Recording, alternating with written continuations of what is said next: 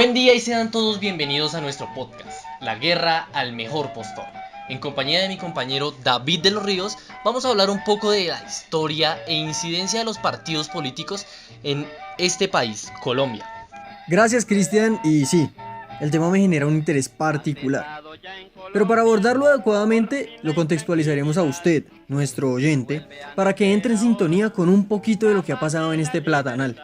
Bueno, relájese, colóquese los audífonos y vaya calentando el tintico, hermano, porque vamos a comenzar.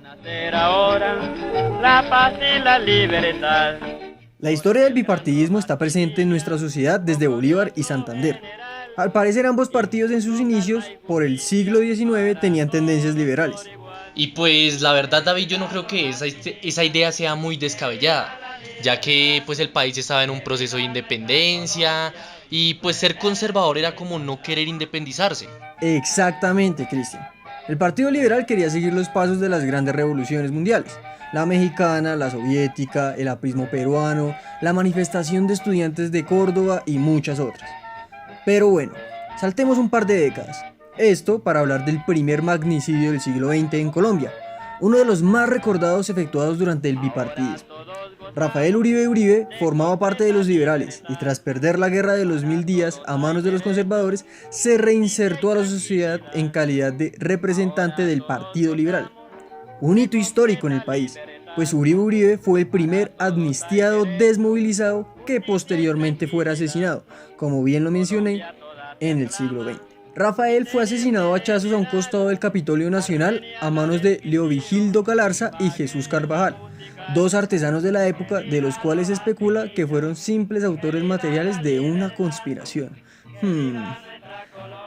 Rafael citaba en sus palabras: despidámonos como soldados y preparémonos a saludarnos como ciudadanos.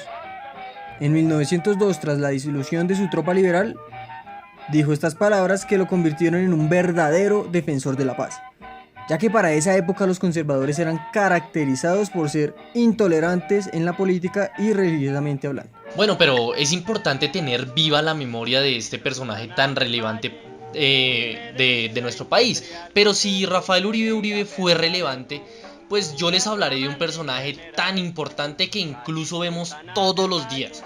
Ya se enterarán de quién les hablo. Para ellos la política se expresa en el sentido de que hay una chusma sin clase. Por allá en el año 1933, Jorge Eliezer Gaitán fundó la Unión Nacional Izquierdista Revolucionaria, más conocida como la UNIR. Pero un año después le ofrecieron un puesto al Senado por parte del liberalismo y el movimiento se disolvió.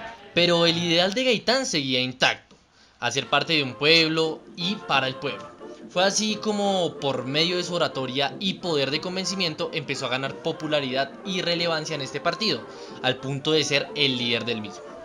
Si bien se creía que liberales y conservadores eran como el agua y el aceite, Gaitán recalcó constantemente que los líderes de ambos partidos eran oligarcas que se defendían mutuamente, por lo cual quería expulsar a dichos oligarcas del Partido Liberal y así purificar el movimiento. Pero bueno, esto después Gaitán sería asesinado a manos de Juan Roa Sierra. Le propina una serie de disparos al caudillo saliendo de su oficina en el centro de Bogotá. Una de las hipótesis que se maneja es que fue un plan de la oligarquía al ver una amenaza en Jorge Eliezer Gaitán. Incluso se llegó a especular que esta parte fue la primera misión internacional de la Agencia Central de Inteligencia, más conocida como la CIA, el 9 de abril de 1948.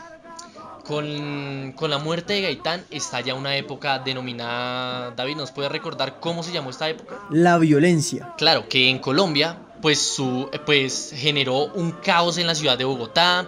Sus seguidores lincharon a Roa Sierra hasta matarlo y después destruyeron por completa la ciudad. Tanto fue su impacto que el Bogotazo tuvo repercusiones en todo el país y hasta el día de hoy se considera uno de los hechos más relevantes de la historia de Colombia. Y claro, es que para hablar de la historia de Colombia sí o sí tenemos que pasar por el Bogotazo. Pero ahora hablaremos de un tema trascendental para este podcast y que además fue muy importante para la historia colombiana. Pues no sé si usted se refiere a la dictadura de Rojas Pinillas, que en ese entonces no pertenecía ni a liberales ni a conservadores, pues este era militar.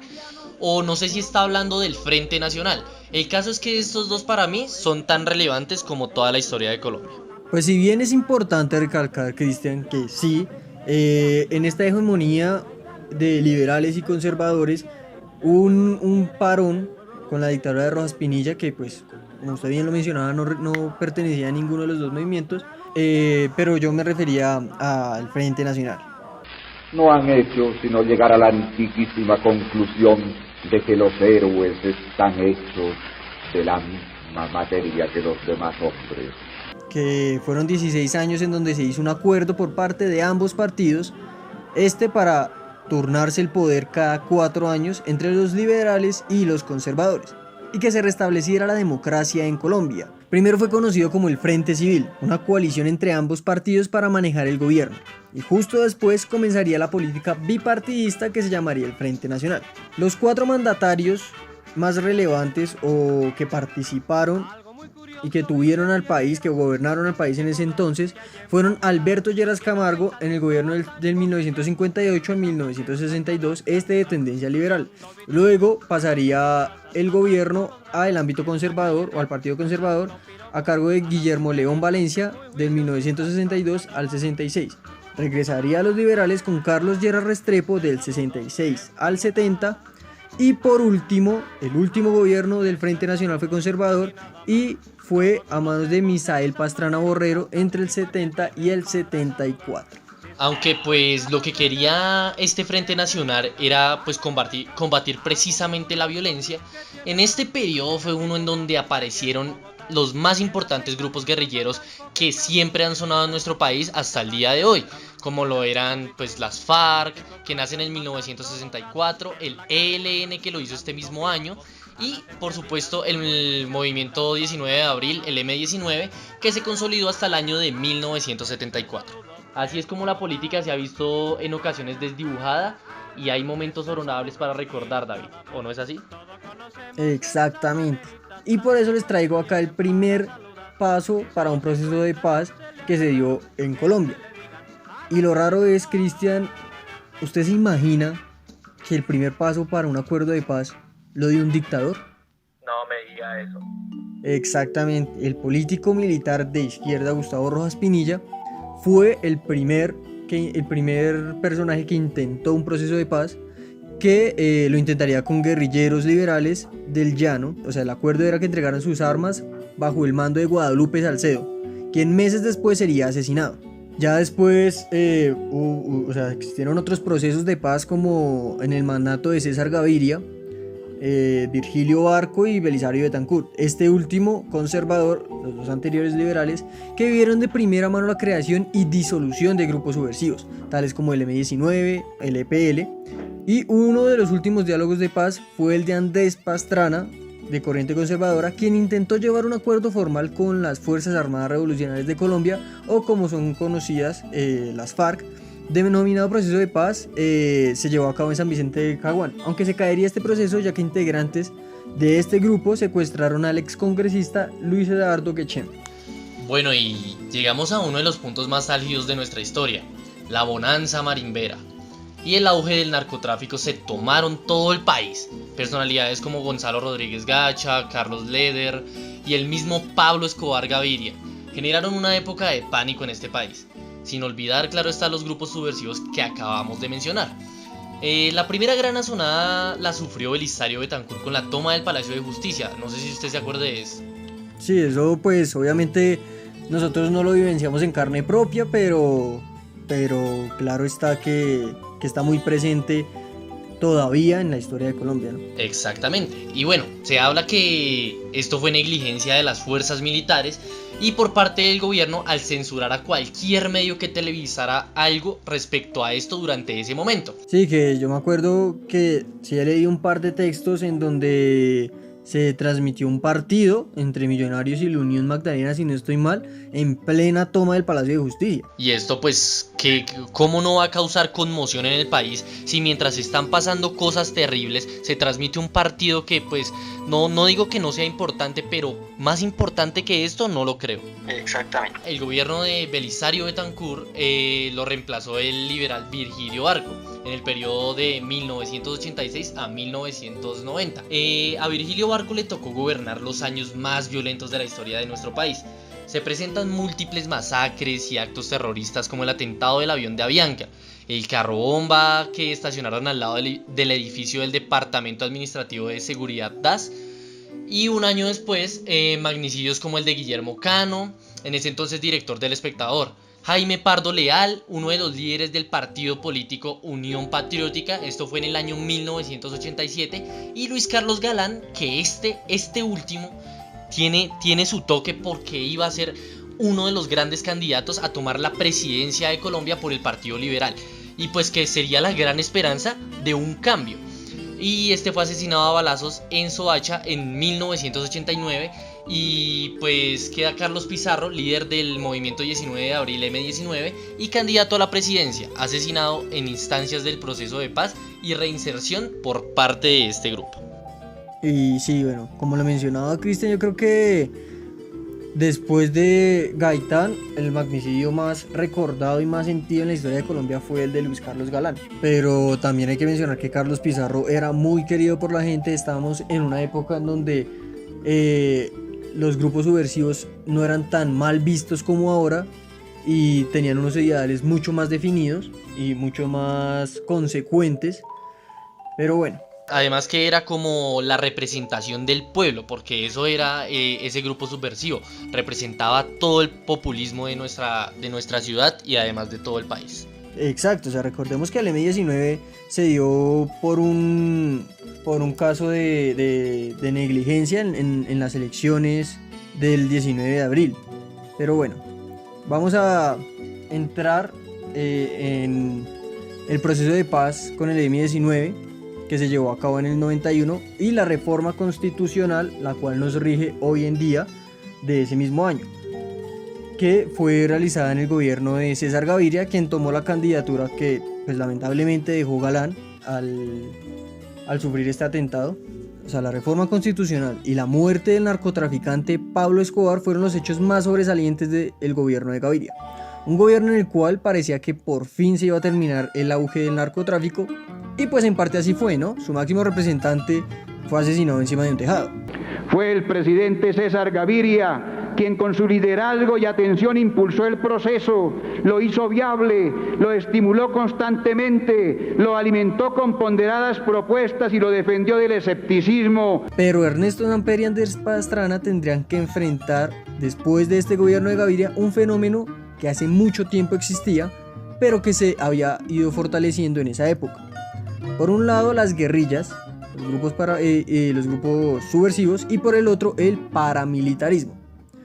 Ambos intentaron procesos de paz que terminaron fallando, pero Pastrana lo inmortalizó aquella silla vacía, que incluso hasta hay un medio independiente que se llama así.